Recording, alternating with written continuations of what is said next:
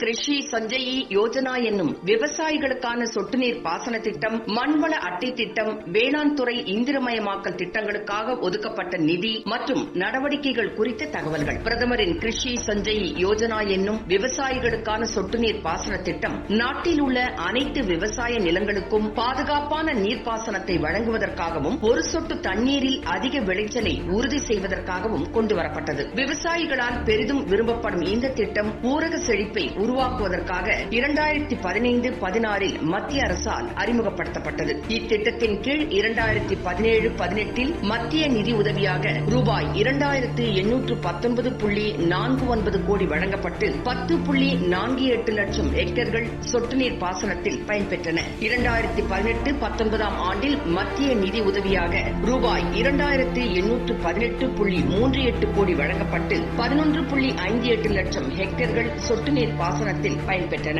2019-20 மத்திய அரசின் நிதி உதவியாக ரூபாய் 2700.01 கோடி வழங்கப்பட்டு 11.72 லட்சம் ஹெக்டேர்கள் சொட்டு நீர் பாசனத்தில் பயன்பெற்றன.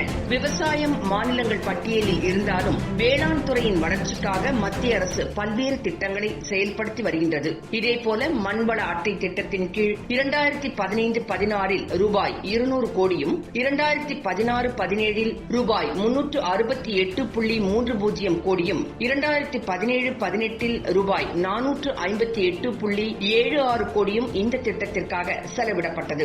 2018-19 ஆண்டில் ரூபாய் 384.19 கோடியும் 2019-20 ஆண்டில் ரூபாய் 335.95 கோடியும் ஒதுக்கப்பட்டது. அதேபோல வேளாண் துறை இந்திரமயமாக்கல் திட்டத்தின் கீழ் 2016-17 ரூபாய் 180 கோடியும் 2017-18 ரூபாய் 577.58 கோடியும் 2018-19 ரூபாய் 1200 கோடியும் 2019-20 ரூபாய் 1033.34 கோடியும் ஒதுக்கப்பட்டது. நடப்பு ஆண்டில் 2020-21 இதுவரை 1033.39 கோடி ஒதுக்கப்பட்டது. இந்த விவரங்களை மத்திய அமைச்சர் திரு நரேந்திர சிங் தோமர் நாடாளுமன்றத்தில் வெளியிட்டார். மேலும் அழுகக்கூடிய பழங்கள் மற்றும் காய்கறிகளை சேமித்து வைப்பதற்காக 8186 குளிர்பதன மையங்கள் நாடு முழுவதும் உள்ளன. இவற்றில் 374.25 லட்சம் மெட்ரிக் டன்கள் பொருட்களை சேமிக்கலாம். ஒருங்கிணைந்த தோட்டக்கலை வளர்ச்சி திட்டம், பிரதமரின் விவசாயிகள் சம்பதா திட்டம் போன்றவற்றின் மூலம் குளிர்பதன வசதிகளை ஊக்குவிப்பதற்காகவும் பெருக்குவதற்காகவும் நடவடிக்கைகள் எடுக்கப்பட்டு வருகின்றன. கரீப், ராபி மற்றும் இதர வணிக பயிர்களின் குறைந்தபட்ச ஆதரவு விலையை அரசு உயர்த்தியுள்ளது. உற்பத்தி செலவை விட 50% அதிகமாக கிடைக்க வேண்டும் என்ற நோக்கத்தில் விலைகள் உயர்த்தப்பட்டதாகவும் அமைச்சர் நரேந்திர சிங் தோமர் கூறினார்.